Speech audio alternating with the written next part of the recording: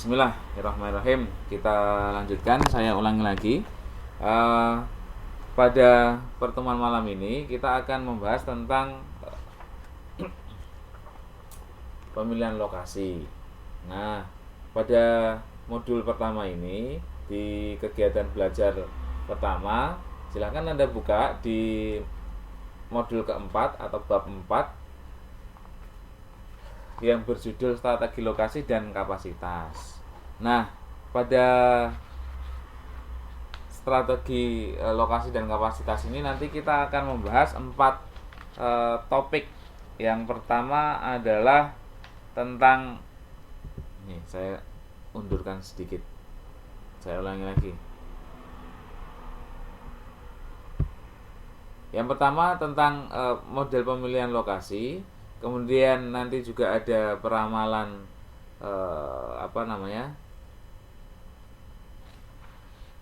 turunan, kemudian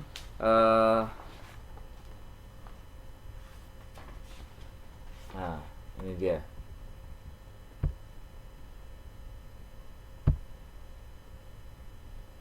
Kemudian kapasitas dan strategi ekspansi, kemudian peramalan langsung, peramalan permintaan langsung. Ini 4 hal yang akan kita bahas pada malam hari ini. Kembali ke pemilihan lokasi. Ketika kita memilih suatu lokasi, kita bisa mempertimbangkan dalam 3 pertimbangan ini. Pertama, pertimbangan regional. Dalam pertimbangan regional ini kita bisa mempertimbangkan hal-hal apa saja. Yang pertama, pasarnya tersedia atau tidak. Kemudian yang Yang kedua, bahan bakunya tersedia dengan cukup baik atau tidak. Kemudian yang keempat itu tenaga kerjanya bisa tersedia dengan baik atau tidak. Sumber tenaganya apa aja ini? Sumber tenaga listriknya, kalau alat-alat kita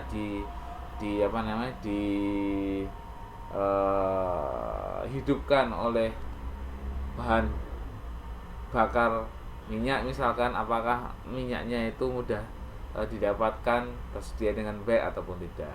Selain itu, kita juga bisa mempertimbangkan peraturan-peraturan, kemudian juga perpajaan yang ada. Semuanya tersedia, tetapi kalau pajaknya sangat tinggi, aturannya juga belibet, tidak ramah terhadap investasi, ya bisa saja kita tidak memilih lokasi tersebut. Beberapa perusahaan multinasional pindah dari Indonesia ke Myanmar maupun Vietnam itu ya karena beberapa hal, ya karena peraturan pemerintahnya, mungkin jaminan hukum, kepastian hukumnya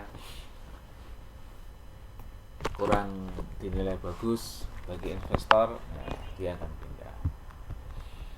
Bisa juga karena biaya gaji buruhnya semakin merangkak naik tiap hari buruh demo, kemudian minta kenaikan gaji.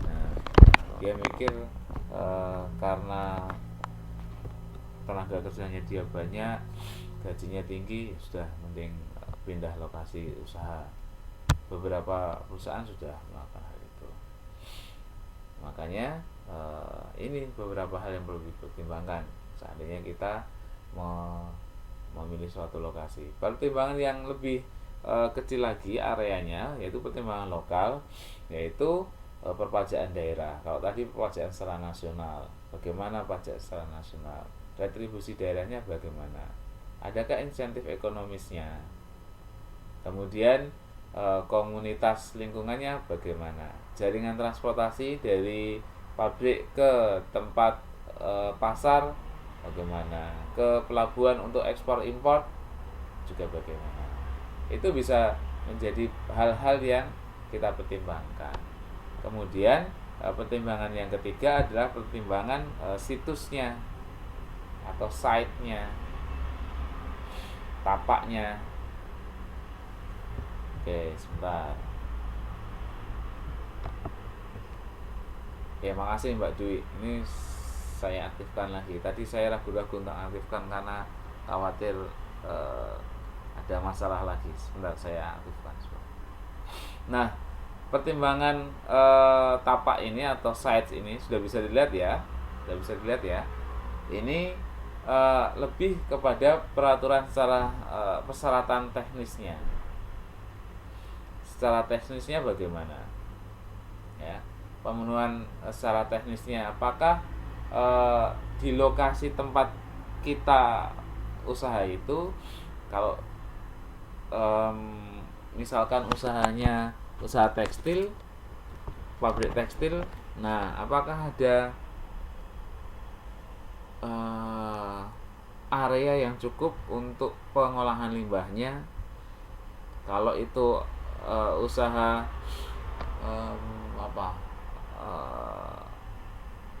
garment, kemudian untuk pabrik garment dengan skala produksi massal yang cukup tinggi, apakah lokasi itu juga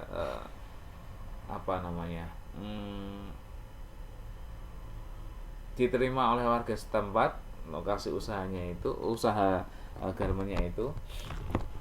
Kemudian harga tanah di setempat juga masuk dalam perhitungan kita atau tidak.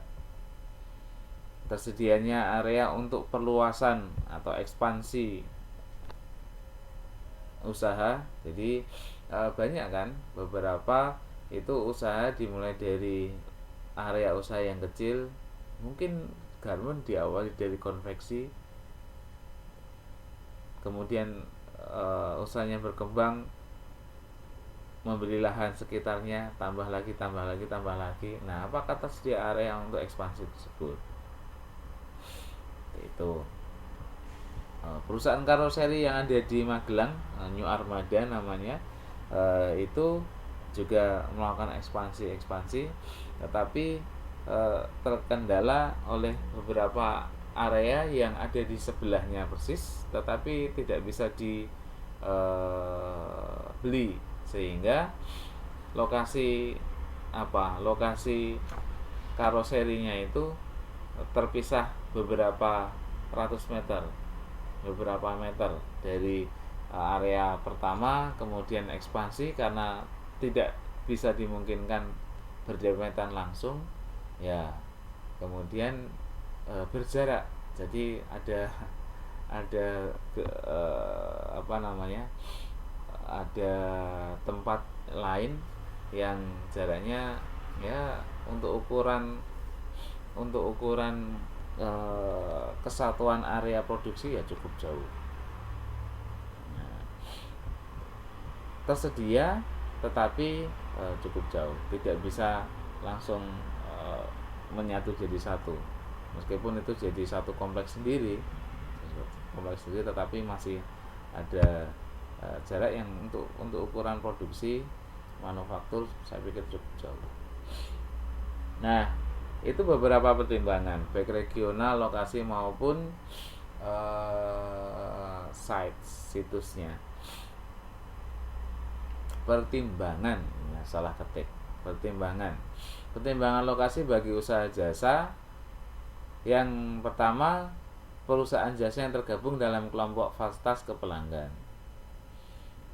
Kemudian yang kedua, perusahaan jasa yang tergabung dalam kelompok pelanggan ke fasilitas. Ini hal-hal yang perlu dipertimbangkan.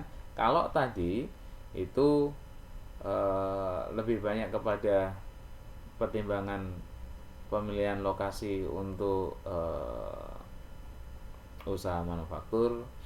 Nah, lebih kalau yang pertimbangan lokasi untuk usaha jasa, pertimbangannya adalah kelompok fasilitas yang ada ke pelanggan atau kelompok pelanggan ke dalam fasilitas. Pemilihan lokasi ini bisa kita nilai dengan secara kuantitatif, numerik, maupun juga dengan kualitatif, tanpa ada angka-angka tertentu. Dari pertimbangan misalkan perpajaan daerah, ada 3 lokasi yang menjadi target A, B, C. Oh, si A pajaknya tinggi, paling tinggi. Yang C paling rendah misalkan, B yang tengah-tengah. Kemudian harga lahan di sana yang A tapi ternyata cukup murah, yang B paling murah, yang C paling mahal. Nah, itu secara kualitatif bisa sedemikian. Tetapi penilaian secara kualitatif tadi bisa juga kita kuantitatifkan, sehingga akan lebih jelas nanti kalau kita melihat angka kan akan lebih enak untuk membandingkan, juga lebih mudah tergambarkan seberapa bagus lokasi itu. Sebentar, ini saya menuju ke slide selanjutnya.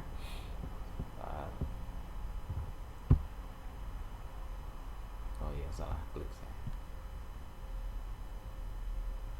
Oke, ini penilaian secara kuantitatif. Ada lokasi pasar, bahan baku, tenaga kerja, kemudian powernya adalah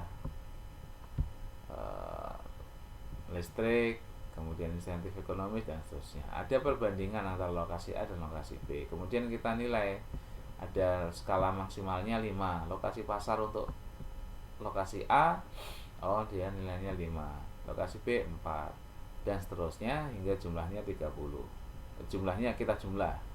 Nah, kemudian kalau seandainya jumlahnya sama, ya kemudian kita bisa mempertimbangkan mana dari faktor-faktor lokasi ini, yang menjadi prioritas, Sama-sama nilainya 30, tetapi kalau misalkan kita memprioritaskan dari ini kita prioritaskan lokasi pasar yang paling utama, karena kan lebih dekat pasar, lebih enak memasarkan, biaya promosinya lebih tinggi, promosinya lebih rendah, lebih enak memasarkan, ya. Nah, maka kita pilih lokasi A. Akan tetapi jikalau kemudian bahan baku itu yang lebih menjadi pertimbangan utama, maka ya kita bandingkan A dan B. Nah, lokasi B yang kita pilih karena sama-sama nilainya 30. Beda kalau misalkan nilainya di sini 30, ini 10, nah, ya sudah jelas kita akan memilih lokasi A. Oke. Itu ya. Itu kita kuantitatifkan supaya lebih mudah kita melihatnya. Kalau terkadang dengan dengan kuantitatif itu lebih mudah, dan begitu juga sebaliknya. Masih sama, ini penilaian secara kuantitatif. Kemudian kita berikan bobot tiap-tiap faktor. Lokasi pasar kita kasih bobot 1. Ini juga sama, 1. Bobotnya harus sama tiap faktor. Nah, kalau si A itu nilainya 5, maka 5 kali 1 sama dengan 5. Si B 4 kali 1 sama dengan 4, dan seterusnya. Meskipun nilainya sama, tapi ada bobot-bobot di sini. Bobotnya kan berbeda-beda nih tiap faktor. Ada 1, 3, 3, 2, 1 dan seterusnya. Sehingga nanti total pemilihan lokasi ini akan berbeda juga. Ternyata dengan adanya pembobotan ini, total untuk pemilihan lokasi yang B ini lebih besar, yaitu sebesar 52. Nah, ini karena ada pembobotannya. Untuk lokasi bahan baku itu bobotnya 3. Nah, sementara pas di B, pas yang bobotnya besar, nilainya juga dia lebih besar, 2 kali lipat dari si. Nah, itu ya. Ini penilaian pemilihan lokasi secara kuantitatif dengan adanya angka-angka seperti ini. Oke.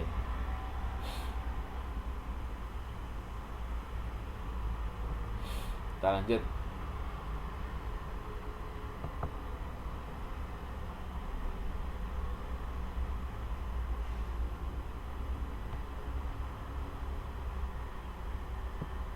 lanjut ke masih di dalam pemilihan lokasi. Kita akan bahas satu kasus sebagai ilustrasi untuk memberikan gambaran kepada teman-teman sekalian. Nah, ini ada lokasi D dan lokasi E,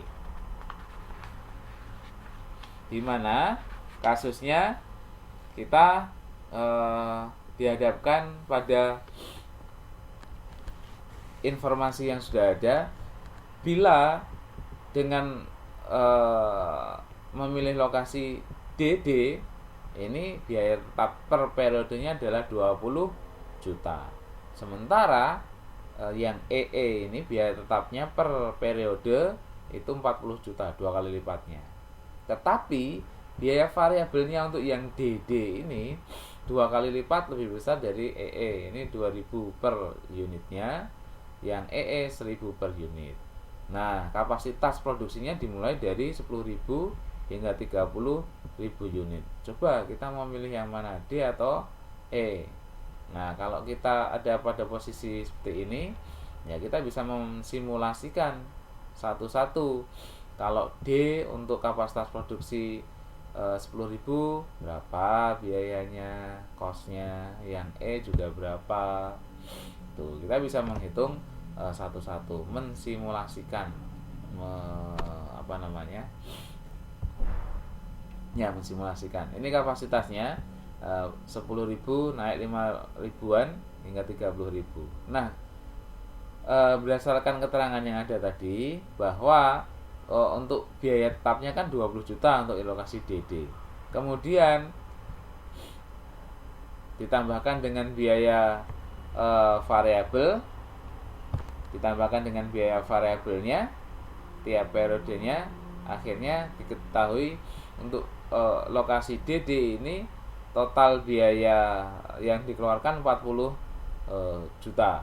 Untuk yang EE 50 juta.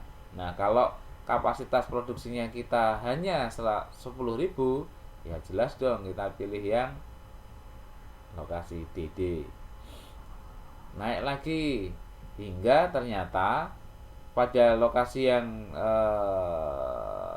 pada kapasitas produksi yang 20.000 ini mempunyai nilai cost yang sama, mempunyai nilai mempunyai biaya yang sama, baik milih lokasi A maupun lokasi B. Ternyata sama-sama nilai sama-sama biaya yang dikeluarkan. Ya monggo kalau seperti ini, mau milih D sama, milih E juga nggak ada masalah, karena biaya yang dikeluarkan ya sama aja.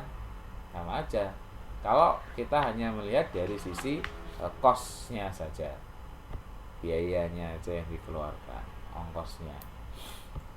Tapi kalau nanti ada pertimbangan yang lain, setelah cost-nya sama-sama 60 juta, kemudian saya tak milih yang berdekatan dengan pasar misalkan. Mana yang lebih dekat? Oh, ternyata pasar yang E, ya udah kita pilih yang E. Oke, kita lanjutkan. Ketika kapasitas produksinya naik, nah ini kemudian biaya yang dikeluarkan ternyata juga berbeda. Yang E justru sekarang lebih ekonomis daripada yang D, sehingga kita layak untuk memilih yang E gitu. Itu salah satu cara yang mudah untuk memilih suatu lokasi. Oke. Dan yang kedua, buku yang kedua, kegiatan belajar yang kedua adalah kapasitas dan strategi ekspansi. Kapasitas itu apa? Kapasitas adalah maksimum output dalam jangka waktu tertentu atau pada dalam waktu periode tertentu. Maksimum outputnya berapa? Saya berikan contoh yang sama dengan yang sudah-sudahnya. Pada pertemuan sebelum ini kita contohnya garment. Nah, dalam satu bulan itu, periode tertentu misalkan bulan, dalam satu bulan itu garment A itu maksimum bisa menghasilkan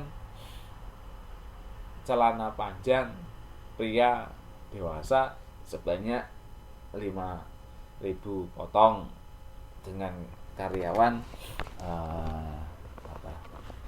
500 orang misalnya.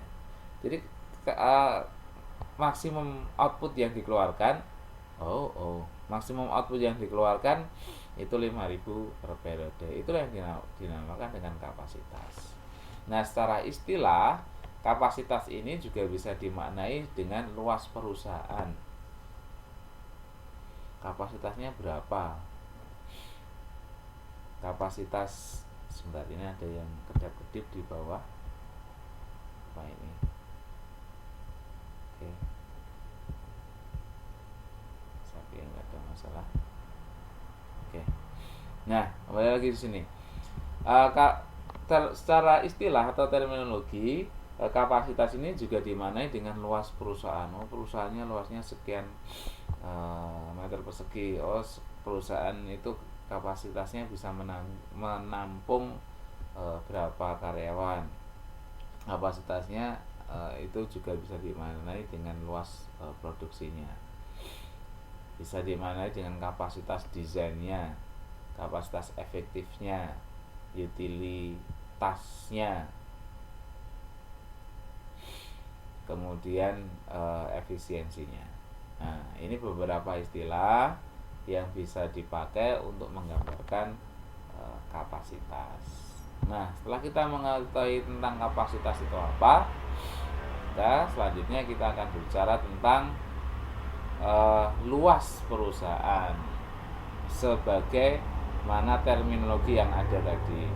Terminologi yang ada, istilah yang ada dalam kapasitas, luas perusahaan apa itu? Ya, besarnya kapasitas yang tersedia dalam suatu perusahaan. Besarnya berapa? Luas produksi, seberapa besar kapasitas yang digunakan di dalam perusahaan. Kapasitas desain ini maksimum output per periode dalam kondisi ideal. Nah, desainnya kita mendesain, kita menskenario, kita merencanakan bahwa tadi itu garment kita bisa memproduksi 5.000 celana panjang setiap bulannya. Itu kondisi yang ideal. Nah, ternyata aktualnya itu hanya bisa membuat 4.900 misalnya, kurang 100.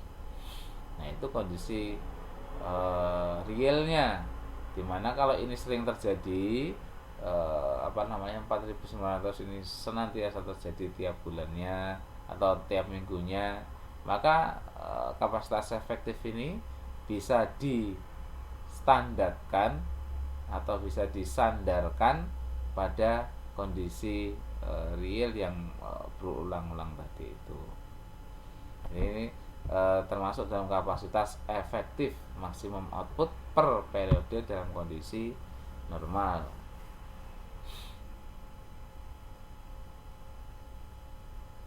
Oke, next. Utilitas ini apa? Perbandingan antara output yang real ya, output yang real dengan idealnya berapa? Itu utilitas. Jadi kapasitas output nyata dan kapasitas yang didesainkan, yang direncanakan. Kemudian efisiensi, perbandingan antara output nyata dan kapasitas efektifnya. Nah, kita bisa mempertimbangkan dalam perencanaan kapasitas ini dilandaskan pada 4 hal. Yang pertama adalah peramalan permintaan yang akurat. Jadi kita bisa memperkirakan permintaan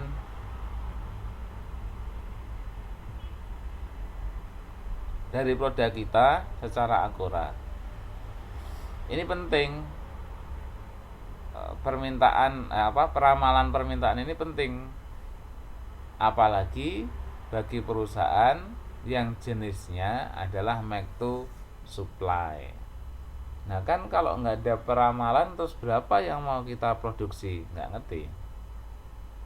Nah dengan adanya peramalan ini, konsep peramalan ini, maka kita bisa memperhitungkan meskipun belum ada order, tetapi dari pengalaman tahun-tahun sebelumnya atau kompetitor sebelumnya, atau manalah mencari data di internet bahwa permintaan tahun depan sebesar, atau permintaan setiap bulan di tahun 2015 ini celana panjang pria dewasa sebesar 6.000 misalkan. Ya sudah, kemudian kita akan memproduksi sebesar 6.000. Nah, itu fungsinya peramalan. Bentar ya. Yang presentasi PPT-nya yang dikeluarkan punya saya saja, Mbak. Ya, jadi biar teman semuanya bisa melihat. Ya, ada. Oke. Ini saya aktifkan lagi. Tolong layar monitornya biar diisi oleh PPT saya saja, dan biar saya saja yang mengaktifkan. Oke ya. Tolong yang lain. Oke. Kemudian pertimbangan perencanaan kapasitas yang kedua adalah pemahaman teknologi yang baik. Kita mau memproduksi banyak tetapi gaptek padahal mesin sangat diperlukan, ya wes nanti produksinya bisa terganggu. Level operasi yang optimal, kemudian kesiapan untuk berubah menjadi hal yang lebih baik. Oke, selanjutnya nanti kalau ada pertanyaan silahkan disampaikan. Nah, terkait dengan ekspansi, tadi kan ada kapasitas dan strategi ekspansi. Ekspansi ini untuk memperluas bisnis kita. Demand leading strategy, dalam strategi ekspansi ini ada beberapa konsep. Yang pertama adalah konsep demand leading strategy. Maksudnya apa? Maksudnya adalah ini perusahaan selalu menambahkan kapasitas sebelum permintaan naik melebihi kapasitas yang tersedia. Jadi demand-nya ini atau permintaannya ini yang akan mempengaruhi strategi bisnisnya Indonesia. Kemudian yang kedua, demand trailing strategi. Perusahaan akan menambah kapasitas produksi jika permintaan telah melebihi kapasitas yang tersedia. Jadi tadi kita tetapkan kapasitas produksi kita 5.000. Ternyata pasar ini meminta hingga 6.000 tiap bulannya. Ya sudah, kemudian kita nambahkan kapasitasnya. Jadi 5.000 per bulan, tapi ternyata ada factory outlet, kemudian ada butik dan seterusnya yang minta order kepada kita. Kalau di akumulasi ternyata sebulan 6.000. Nah, maka kita perlu menambah kapasitas produksi jikalau memang telah melebihi kapasitas yang ada tadi itu. Contohnya 5.000 tapi pasar minta berapa? 6.000. Nah, ada permintaan yang melebihi dari kapasitas idealnya. Kemudian yang ketiga, demand matching strategy. Ini penambahan kapasitas produksi yang tersedia ini akan disesuaikan dengan pertambahan permintaan produk. Jadi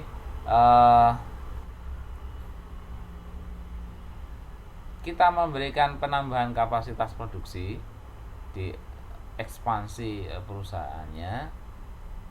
Nah, dengan cara pertambahan permintaan produknya.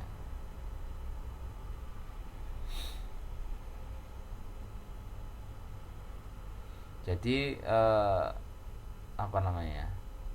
penambahan kapasitasnya itu disesuaikan dengan permintaan dari pasar bagaimana. Oke. Kemudian yang keempat, steady expansion strategy. Perusahaan menyusun pola pertambahan kapasitas produksi yang tersedia berbasis jangka waktu tertentu. Oke. Jadi pada jangka waktu tertentu itu ada pola pertambahan kapasitas produksi. Misalkan kita sudah merencanakan karena memang lihat tren permintaan usaha kita bagus, maka kita menetapkan nih setiap tahun ada pertambahan kapasitas produksinya, entah itu mesinnya yang diganti dengan baru-baru semua, atau mesin yang sudah ada di servis, kemudian sebagian lagi membeli teknologi yang lain. Jadi ini ada pola pertambahan kapasitas produksi berdasarkan jangka waktu tertentu. Jadi dalam waktu 1 bulan, tiap bulannya kita menargetkan ada tambah mesin yang baru 1, yang second juga 1 misalkan. Nah itu pola pertambahan kapasitas produksi, tapi berbasis pada jangka waktu tertentu. Kalau sudah umur ekonomisnya, kemudian semuanya diganti dengan mesin yang baru-baru semua misalkan. Nah kita masuk ke hitung-hitungan. Seingat saya ada yang saya kopas, kemudian mungkin belum saya edit, nanti tolong dikoreksi ya. Sebelum masuk ke kegiatan belajar ketiga, kalau ada pertanyaan saya persilahkan.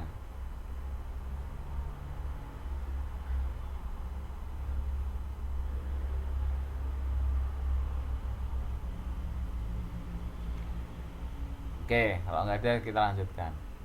Nah, kemarin pada pertemuan yang pertama bahas bab 1-2, kita sudah sedikit menyinggung tentang jenis perusahaan dilihat dari pemicu dia memproduksinya. Ada make to supply, ada make to order, ya kan? Nah, ketika make to supply ini mau memproduksi berapa kan nggak ngerti, fixnya nggak ngerti. Beda dengan make to order, ada order baru dia produksi. Di FB dibuka keterangan bahwa kita menerima pembuatan seragam kelas manajemen angkatan 5 misalnya. Nah kemudian Anda lihat itu, Anda pesan ke sana, jumlahnya sebanyak 25 kaos. Udah enak, tinggal memproduksi langsung. Itu make to order. Nah kalau make to supply, ketika kita mensuplai, nah berapa yang mau diproduksi? Apakah hanya apakah hanya berapa angkanya? Nah itu bisa dijawab dengan dengan melakukan peramalan. Oke, peramalan itu salah satu fungsinya adalah mendekatkan ya, dalam kegiatan produksi ini, dalam kaitan yang produksi ini, mendekatkan jumlah barang yang mau kita produksi, karena kita mau mensuplai berapa banyak yang mau kita produksi gitu ya. Oke. Nah untuk produk yang permintaan tidak terlalu dipengaruhi oleh produk lain, jadi produknya ini produk yang independen, mandiri, tidak terlalu dipengaruhi oleh produk yang lain, maka kita bisa menggunakan beberapa metode. Satu, metode rata-rata bergerak atau moving average, kemudian tren garis lurus, linear trend, kemudian juga tren garis lengkung. Nah, mana metode yang paling real atau yang kita pilih? Ya, pilih metode yang mendekati real dengan cara menggunakan rata-rata penyimpangan absolut. Oke ya, nanti kita pelajari.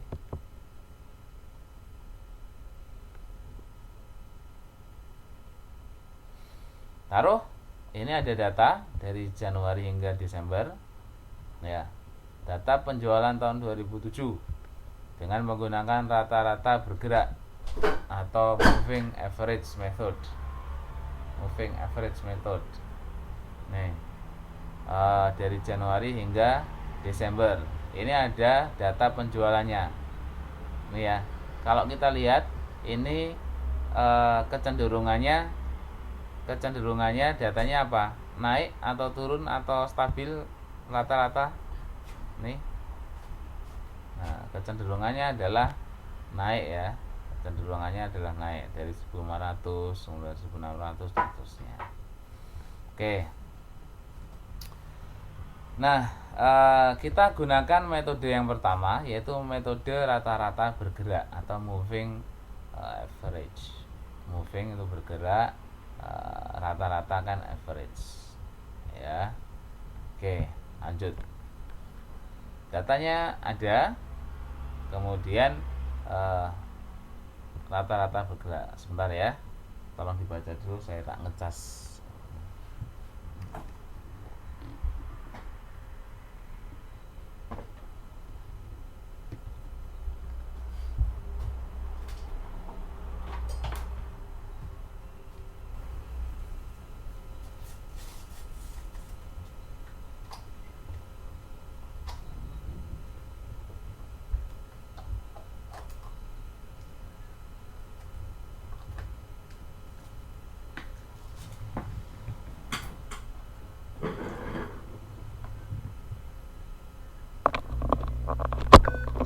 Oke, saya lanjutkan.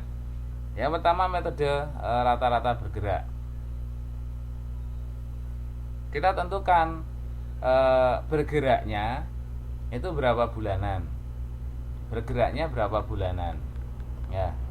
Bergeraknya berapa bulanan. Kita tentukan dulu. Bergeraknya berapa bulanan. Misalkan 5 bulanan. Maka peramalan untuk Januari 2008, ingat tadi tadi datanya adalah data 2007 nih, 2007. Kemudian berarti kalau meramalkan kita meramalkan untuk Januari 2008 kan gitu. Jadi ini ada data historis atau data yang sudah kita lampaui tahun 2007, kita mau meramalkan 2008 seandainya kita ada di tahun 2007, di penghujung tahun 2007 di Desember. Nah, ini data penjualannya. Mau memperkirakan besok tahun 2008 bulan Januari kira-kira kita mau produksi berapa ya? Nah, dari data penjualan itu kita bisa melihat, bisa mengetahui dengan rata-rata bergerak ini. Kita tentukan dulu berapa banyak yang mau kita rata-rata bergeraknya berapa. Misalkan 5, dalam contoh tadi 5 bulan, maka diambil 5 bulan 1, 2, 3, 4, 5. Berarti ini yang akan kita rata-rata.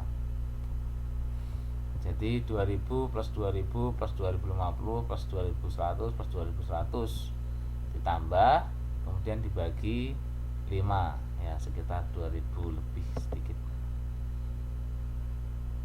Berapa? Nih.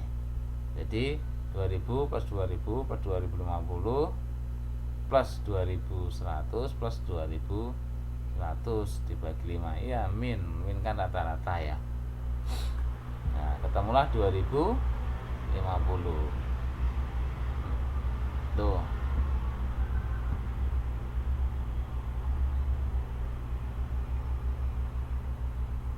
Nah, kenapa dikatakan bergerak? Ya nanti kan Bentar ya, saya kembalikan lagi. Ketemu Januari 2008 itu 2050. Ketemu 2050 ya. 2050 untuk Januari. Sebentar saya tuliskan dulu. Saya tuliskan di sini. Ini ya, kelihatan enggak ya? Semoga kelihatan. Januari 2008 ini 2050. Ini ya. Bisa diwarnai enggak ini?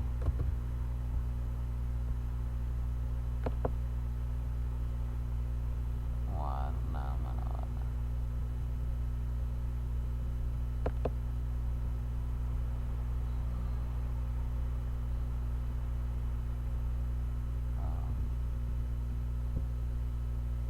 Yang kelihatan mana? Merah coba.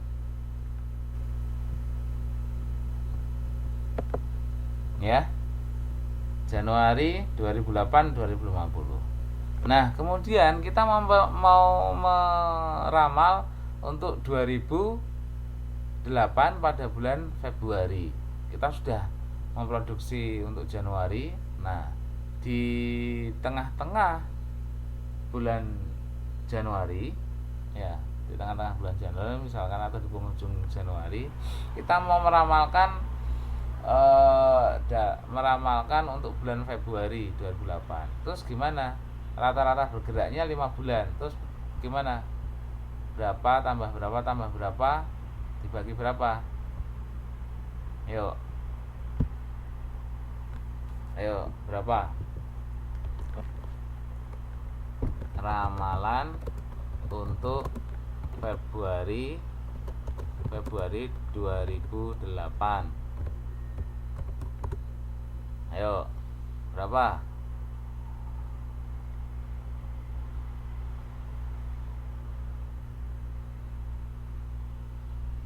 Silakan.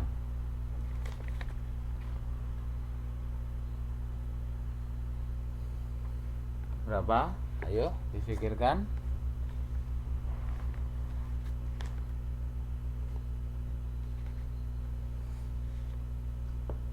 Caranya sebelum ke hasilnya, caranya dulu. Caranya berapa tambah berapa tambah berapa tambah berapa, kemudian baru hasilnya.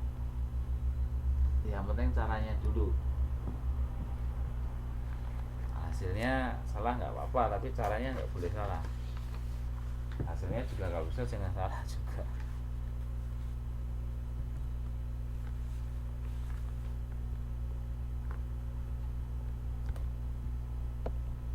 Ayo silahkan dijawab di chat di situ semuanya.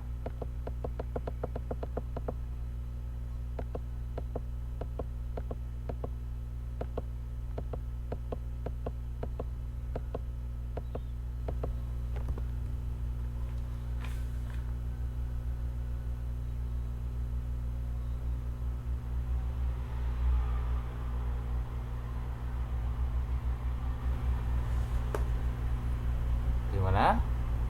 Berapa?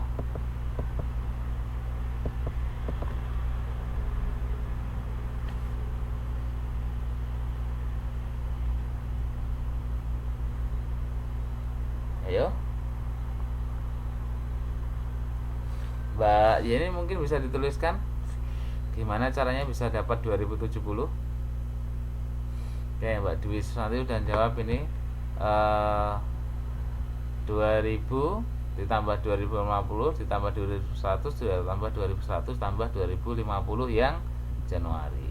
Ya benar, 5 rata-rata 5 bergeraknya 5 bulanan. Ya benar, kayak gitu. Hasilnya berapa? 2060 atau 2070? Nah, nanti dihitung ya. Yang penting caranya ini, caranya udah benar, Mbak Dwi Santi, caranya udah benar ya, itu caranya. Nah nanti ini yang jawabannya misal ya, misal jawabannya 2060 untuk Februari. Februari jawabannya adalah 2060. Misalkan yang benar ini. Nah, sekarang coba sekali lagi untuk Maret 2008. Maret 2008. Coba berapa? Caranya. Tuliskan caranya. Enggak hanya hasilnya. Caranya. Gimana caranya?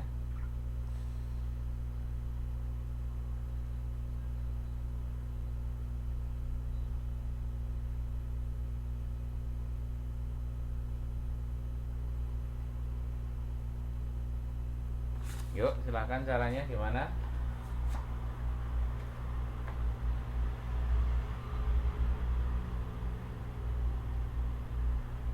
Saya tunggu.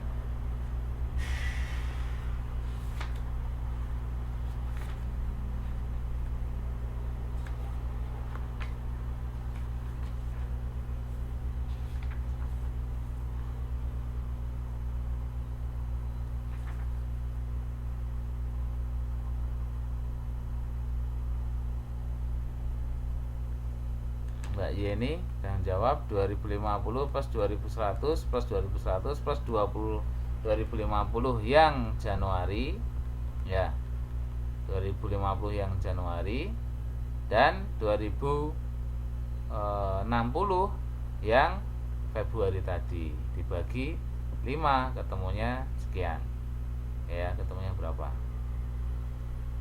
Oke, Mbak Nurul 2050, 2050, 2060, 2100, 2100. Ya, kalau mau lebih mudah dan tidak terkecoh, diurutkan aja. Ya, diurutkan aja dari bawah atau dari atas. Sama aja. Misalkan kalau dari bawah 2050, ini kayak punya Mbak Wulan, Mbak Yeni juga Mbak Dwi. Kemudian 2100 plus 2000 berapa tadi? 50 plus 2060. Atau kalau dari atas 2060 plus 2050 plus 2100 plus 2100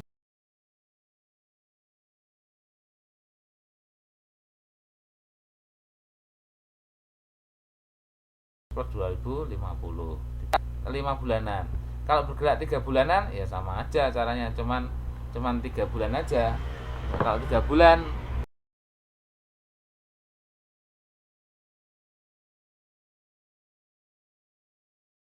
ketika ngeramal pertama 2050, 2100, 2100, kemudian dibagi 3 karena 3 bulanan bergeraknya. Kalau 4 bulanan, berarti 2000 plus 2050 plus 2100 plus 2100 kemudian dibagi berapa?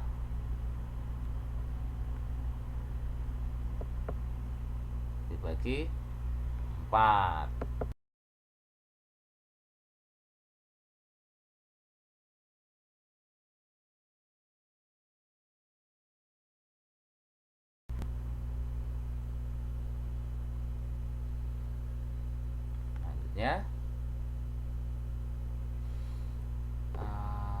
Selanjutnya adalah tren lurus. Nah, ini tren lurus, tren garis lurus. Kita lihat ini datanya. Nah, kita lihat datanya. Kita lihat ini datanya dari tahun 95 hingga tahun 2007. Kita mau meramalkan untuk periode ke-14 di sini tahun 2008 berapa jumlahnya yang mau kita produksi ketika kita mempunyai data historik seperti ini. Ya, sebelumnya sebenarnya kalau mau memilih metode yang mana, mau garis lurus atau tren garis lurus atau moving average, nah kita lihat datanya dulu sebenarnya. Kalau datanya ini naik ini ya, ini kan tren, trennya menaik atau trennya menurun atau trennya stabil atau nanti random siklik dan seterusnya. Ini kan trennya naik 2,5, 2,8, 3,2, 3,6 naik terus. Nah, ini kan kayak gini grafiknya kalau dibuat grafik. Nah, naik terus kayak gitu. Itulah dinamakan tren garis lurus. Nah, Gimana caranya meramal untuk periode 2008? Ada rumusnya. Sebentar, ini nunggu. Nah, rumusnya ini Y sama dengan A plus BX. Tuh. Y adalah variabel yang diramal, permintaan dalam hal ini. Y. Nah, maka Y-nya di sini adalah tahun 2008-nya. Tadi datanya kan sampai tahun 2007. Maka Y-nya adalah tahun 2008. Oke. Kemudian A-nya adalah sigma Y dibagi dengan N. Sigma Y dibagi dengan N. N-nya adalah periode waktunya itu. Oke. Kemudian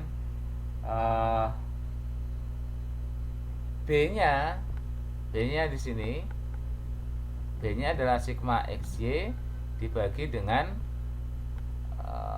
sigma X kuadrat. Jadi ini ada rumusnya. Nah, ini tolong rumusnya dihafalkan. Nanti kalau dikasih soal di ujian akhir untuk ngitung tan garis lurus, ya ini rumusnya. Kalau moving average tadi itu ya nggak usah dihafalkan, di logika udah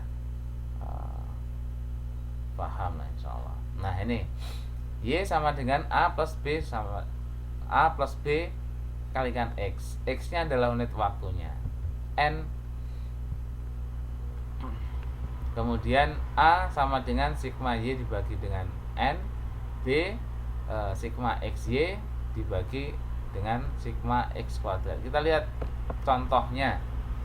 Soalnya tadi udah ada ya, dari tahun berapa tadi? Tahun 95 hingga tahun 2007. Nah, ingat tadi ada Y, kemudian X, ada XY, dan juga ada X kuadrat. Kita buat ini XY X kuadrat itu kita buat berdasarkan kebutuhan dari rumusnya. Kita lihat ya, sebentar. Nih, ada X di sini, ada XY di sini, ada X kuadrat. Nah, ya kita buat saja di dalam tabelnya itu supaya mudah. Nah, di dalam tabel kemudian ditambahkan X, XY, X kuadrat gitu ya. Y-nya tadi itu jumlah aktualnya, atau nanti kalau periode ke-14 jumlah ramalannya berapa. Oke ya, kalau ini sigmanya. Tadi ditanya adalah ada sigma X,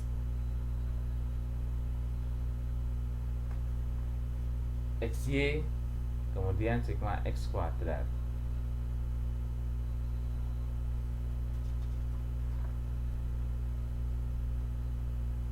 Nah,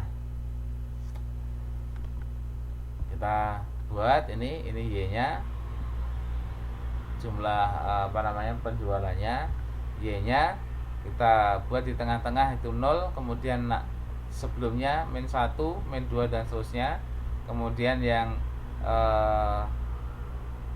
di atasnya 0 ini 1, 2 sampai 6. Ya, ini di tengah-tengahnya kita buat 0, kemudian min 1 sampai min 6. Di sini 1 sampai 6. Itu yang X. Kemudian XY ya tinggal dikalikan aja. X dikalikan Y. X dikalikan Y. Min 6 kali 2540 ketemunya berapa? Ini min 15.240. Oke ya. Kemudian diminta dalam rumus tadi X kuadrat. Nah, X-nya kan min 6 dikuadratin jadi 36. Kemudian yang X-nya min 5, maka X-nya min 5 kali 2870 ketemunya berapa? Nih, 14.350. Kemudian X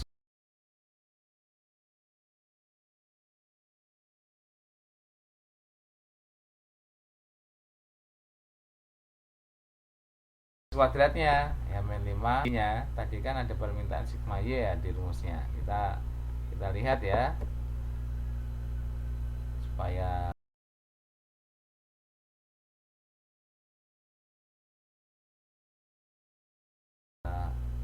untuk mencari A. Untuk mencari A, Anda lihat di sini minta sigma y. Oke, dibagi dengan n, jumlah datanya berapa?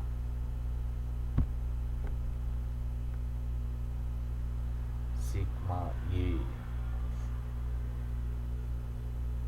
Sigma y. Nah, ini sigma y-nya ditambahkan, semuanya diakumulasi, ditambahkan, ketemulah ini sigma y.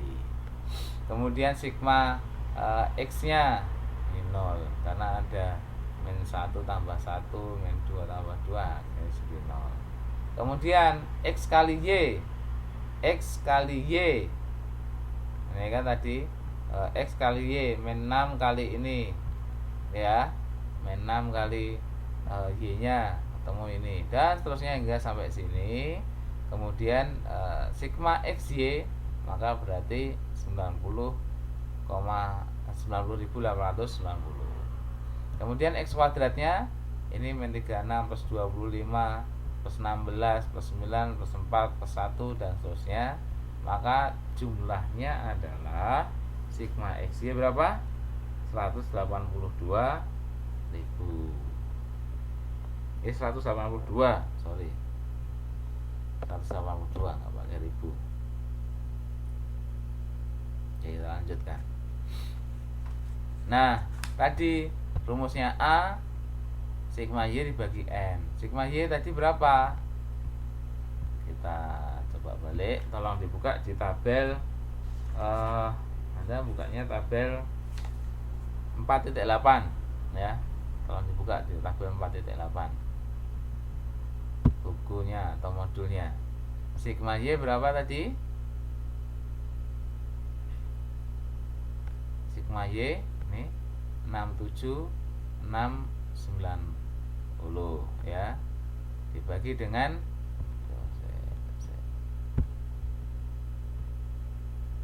n. Dibagi dengan n. Dibagi dengan n 13. Ketemunya 5.208. Sorry, ini salah ketik ya. Mohon maaf, salah ketik. Yang ini 182. Tolong ya, salah ketik. Kompas belum diedit. 13. Maka ketemunya 5.206,92. Kemudian B-nya berapa? B-nya adalah sigma xy dibagi dengan sigma x kuadrat. Sigma xy-nya tadi berapa? Tolong dibuka di modulnya. Sigma xy-nya adalah 90.890 dibagi sigma x kuadrat. Sigma x kuadratnya adalah sigma x kuadratnya 182. Nah, kalau yang ini udah benar. Ya, sigma x-nya, sigma x kuadrat saya tunjukkan. Udah lama ini backnya. Nah, sigma x kuadratnya adalah 182. Tadi sigma xy-nya 9890. Nah, tinggal dibagi 9890 dibagi dengan 182, ketemunya adalah berapa? 499 ya. Nah, sehingga untuk peramalan garis lurusnya tahun 2008 rumusnya tadi apa? Y sama dengan A plus BX. Y-nya apa? Y-nya ya peramalan tahun 2008 itu. A-nya berapa? A-nya yang barusan kita dapatkan ini 5.206,92.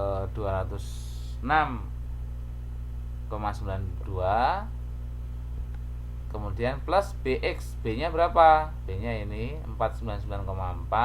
Kemudian X-nya berapa? X-nya berapa? X-nya adalah ini. Sebentar ya.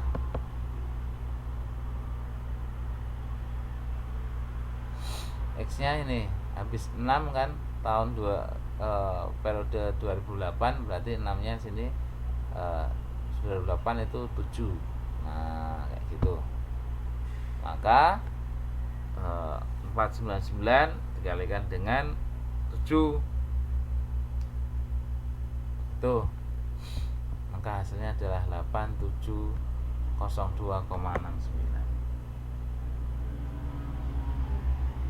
Untuk tahun 2009 maka A-nya berapa? A-nya sama 5206, kemudian ditambahkan dengan B. B-nya berapa? 499 dikalikan dengan X. X-nya ya seterusnya, setelah 7 ya 8. Kayak gitu.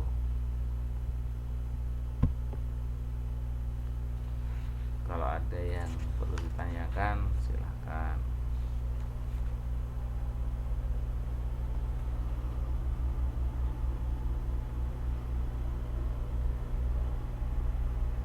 Nah, selanjutnya adalah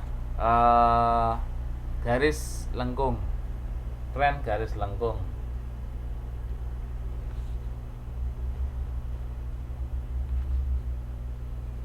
Tren garis lengkung, ini dia rumusnya. Y sama dengan A plus BX.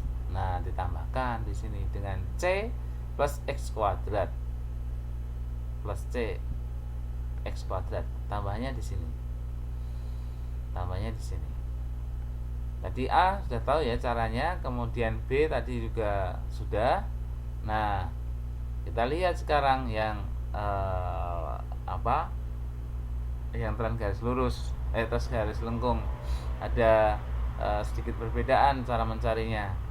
Yang untuk B sama dengan sigma XY dibagi dengan sigma X kuadrat. Sigma XY dibagi dengan sigma X kuadrat. Nah, sigma Y itu sama dengan N kali A plus C plus sigma X kuadrat. Kemudian sigma X kuadrat Y sama dengan A plus sigma X kuadrat plus C plus X pangkat 4. Tuh. Nah, ini rumusnya, sehingga tadi dari data yang ada, penjualan, kemudian ada waktunya, tahunnya. Nah, kita dalam buat tabel nanti kita tambahi yang butuh apa aja toh, XY, X kuadrat, Y, kemudian X kuadrat Y, kemudian X kuadrat ini sudah sama ya, kemudian X pangkat 4. Nah, ini yang kita cari dulu dalam mengerjakan soal atau nanti dalam keadaan nyata untuk menghitung peramalan dengan tren garis lurus nih. Tahunnya masih dengan data yang sama ya, iya dengan data yang sama. Kemudian ini Y-nya, data penjualannya Y-nya. Kemudian ini buat X, di tengah-tengahnya 0, maka 1 sampai 6, kemudian ini 1 sampai 6. Maka nanti periode ke-14 adalah tahun 2008, 15 tahun 2009 dan seterusnya. Kenapa ada X, Y, X kuadrat, Y dan X4? Ya karena ini untuk menjawab rumus yang tadi supaya lebih mudah diselesaikan. Sigma XY min 6 kali 2540, ini ketemunya X kuadrat min 6 kuadrat ini 36. X kuadrat Y, X kuadratnya kan ini 36 kali Y, ini 2540. 36 kali 2540 ketemunya ini. Kemudian X pangkat 4, ini X pangkat 4, maka ketemunya 1256. Nah, kemudian kita cari sigmanya. Oke. Dan kalau sudah, kita kembalikan ke rumusnya tadi itu. Caranya hampir sama dengan yang garis lurus, cuman ada tambahan pada rumusnya, yaitu C kali X kuadrat. C sama dengan X kuadrat. Nah, B-nya tadi udah ada rumus, sigma XY dibagi dengan sigma X kuadrat. Maka sigma X-nya berapa? Sigma X-nya adalah sigma XY-nya adalah 9850. Coba dicek lagi di buku, siapa tahu saya kopas belum saya ganti. Oke ya. B-nya adalah masih sama dengan yang tadi 499,4 dengan cara yang tren garis lurus tadi. B-nya sama. Kemudian sekarang tinggal mencari A dan C ya. A dan C-nya ini yang berbeda. Tadi dirumuskan bahwa A, apa A-nya? Sigma. Sebentar, saya balikkan lagi biar enak.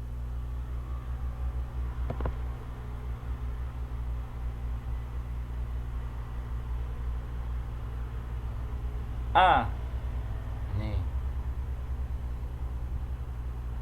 A itu cara mencarinya ini.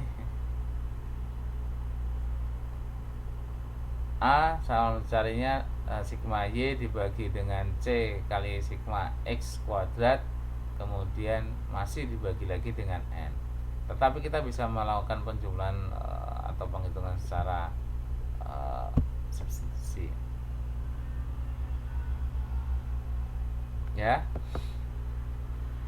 Sigma Y sama dengan N kali A plus C kali X kuadrat. Nah, ini agak lama. Nah, ketemulah apa namanya, dari rumus ketemu nih 67690 sama dengan 13 kali A ditambah 182C. 13 nya dari data yang ada, kemudian A ditambahkan dengan 182 itu yang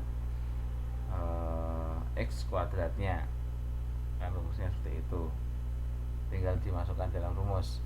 Kemudian ini rumus yang satunya, dan nanti dilakukan penghitungan ya melalui dua hal ini karena ada sama-sama A dan C nya, A dan C. Nah, Anda mau cari yang A dulu atau C dulu. Kalau dicari dengan yang C dulu maka disamakan dengan 4550. Nanti ketemunya A berapa dan B berapa. Kalau sudah ketemu A, B, dan C tinggal dimasukkan ke dalam bentuk umumnya. Bentuk umumnya adalah Y sama dengan 5000 karena A nya adalah 5000 plus BX. B nya berapa? 499,4 kalikan X plus C X kuadrat. C nya berapa? C nya adalah 1478 X kuadrat. Nah, nanti tinggal diplug di sini, dimasukkan. Sebentar, kursornya mana ini? Oke, tuh. Maka peramalan untuk bulan ke berapa tadi? 14 ya.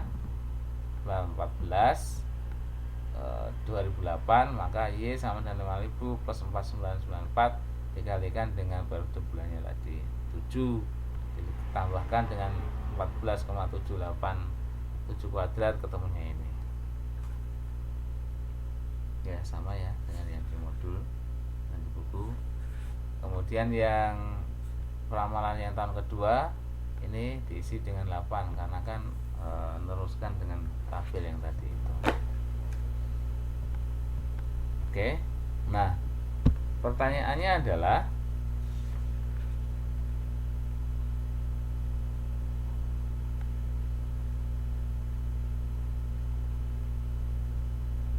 kapan kita milih model yang moving average, apa tren garis lurus atau tren garis lengkung, apa? Yang pertama kita lihat datanya apakah dia mengandung tren atau enggak. Kalau mengandung tren, lebih baik menggunakan rumus yang tren tadi, garis lurus atau atau lengkung. Tapi kalau nggak ada tren, kita bisa juga menggunakan moving average, itu yang paling mudah. Ada pertanyaan silahkan.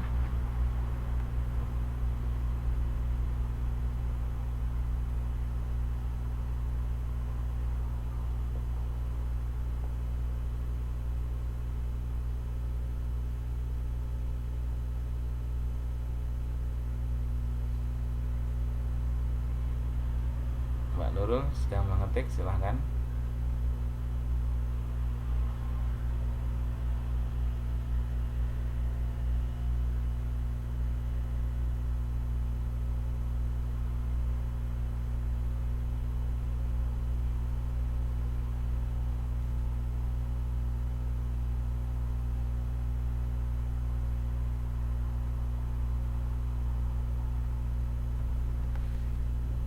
Silahkan Mbak Nurul, ada pertanyaan.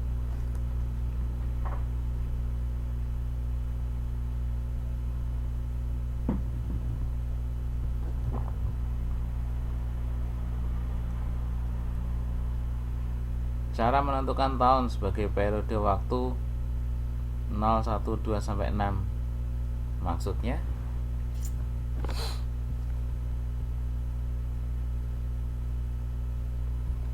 Saya sebentar, ini kok hilang ini.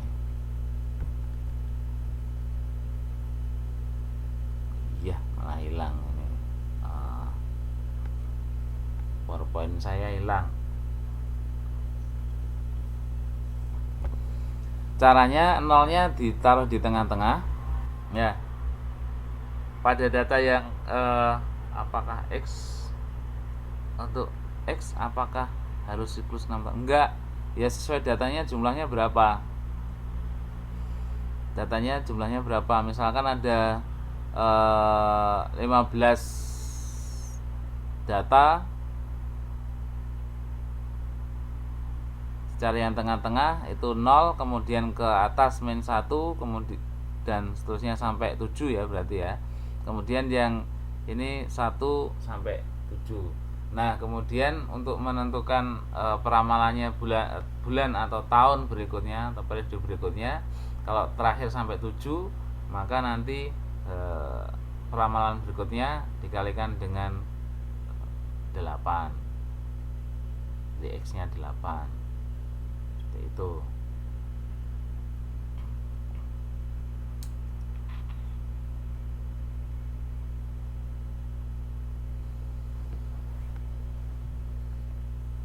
misalkan genap, nah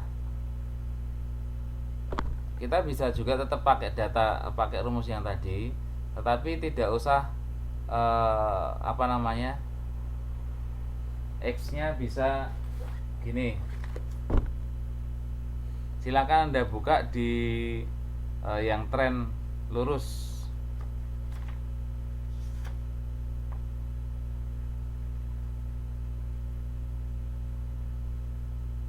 Tren lurus ya. Oke, misalkan genap.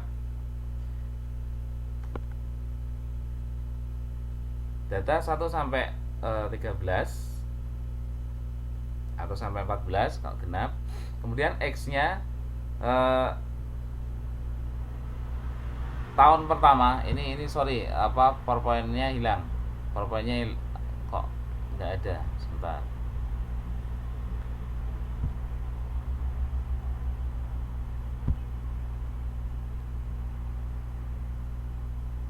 Present now.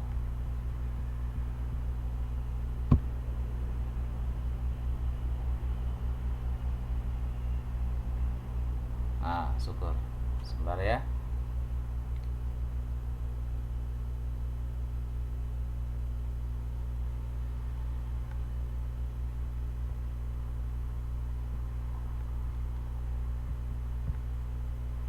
Bentar lagi loading, sebentar. Tolong sabar sebentar.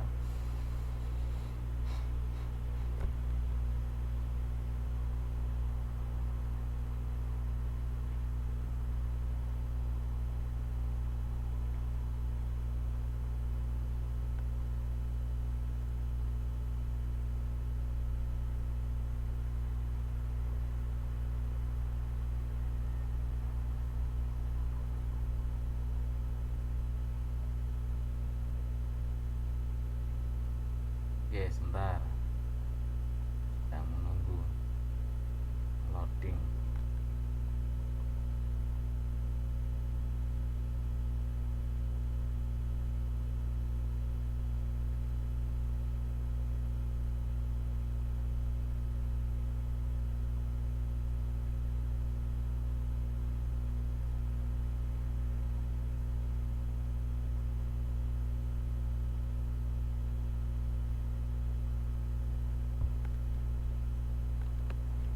Oke, sambil menunggu loadingnya gini. Sebenarnya baik untuk data yang jumlahnya ganjil maupun yang genap, kita bisa menggunakan cara yang lain untuk menentukan X-nya. Coba dilihat pada tabel 4.8 ya. Coba dilihat pada tabel 4.8. Nah, kan ada kolom nomor, tahun, kemudian Y-nya adalah jumlah penjualan, ya kan? Kemudian X. Nah, kalau yang di cara yang di modul itu X-nya yang tengah-tengah dibuat 0, kemudian naik itu min 1 sampai 6, yang ke bawah 1 sampai 6, ya kan? Nah, cara yang kedua, baik itu yang jumlah datanya ganjil maupun genap, nanti yang X-nya itu di kolom X-nya itu ya dituliskan dengan urutan dari 1 sampai 13, baik itu datanya ganjil maupun genap, sama aja. Jadi cara yang kedua, cara yang pertama yang ada di modul itu. Cara yang kedua, X-nya itu X untuk tahun 95 itu 1, X untuk tahun 96 berarti 2, 97 3, dan seterusnya hingga sampai 2007 itu berarti 13 gitu. Nah, nanti kan dengan adanya itu X kali Y-nya mengikuti X kuadratnya juga akan sama, nanti hasilnya juga sama. Jadi seperti itu dengan cara yang pertama, pakai yang ada di modul, atau kemudian dengan cara yang kedua, X-nya itu periode tiap data yang ada, dimulai dari yang paling tua 95 hingga 2007 itu 1 hingga 13, seperti itu. Nah, untuk data yang genap lebih mudah pakai yang cara yang kedua. Data yang ganjil pun juga cara yang kedua juga bisa. Justru kalau saya belajar dulu dengan cara yang kedua. Nah, ini yang di modul dengan cara yang pertama. Halo?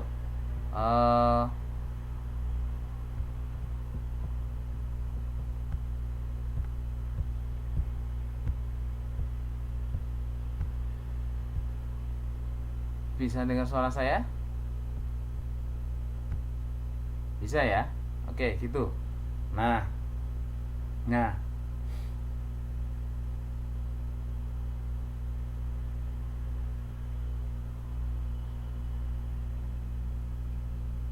jadi jawaban saya itu,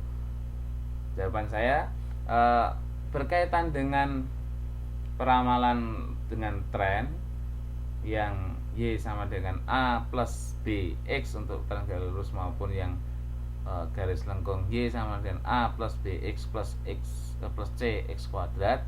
Nah, ada dua cara. Yang pertama yang sesuai dengan modul itu.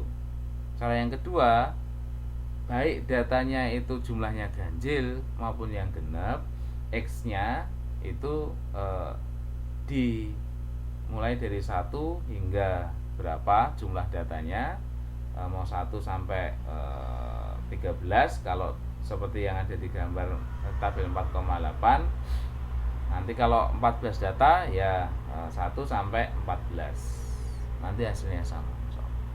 Itu ada pertanyaan lain?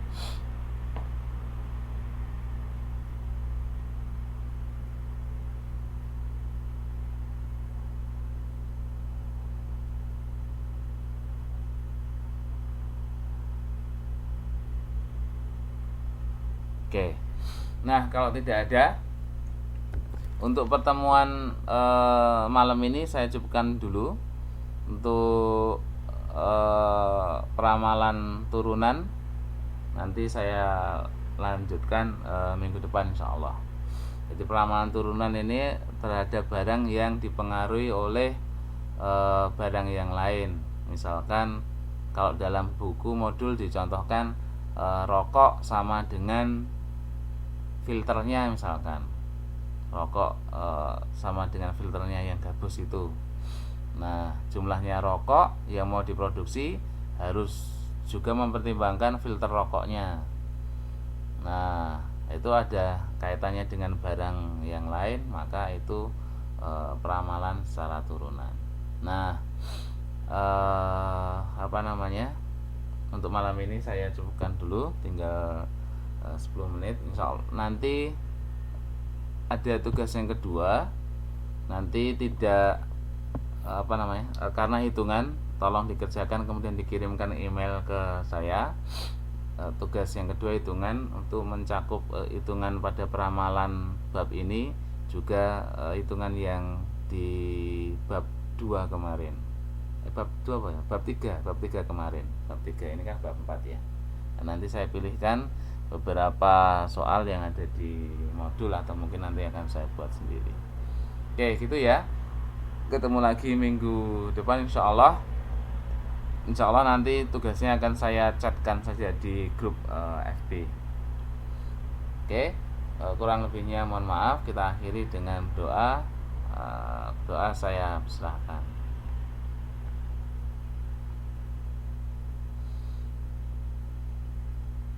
Cukup, terima kasih.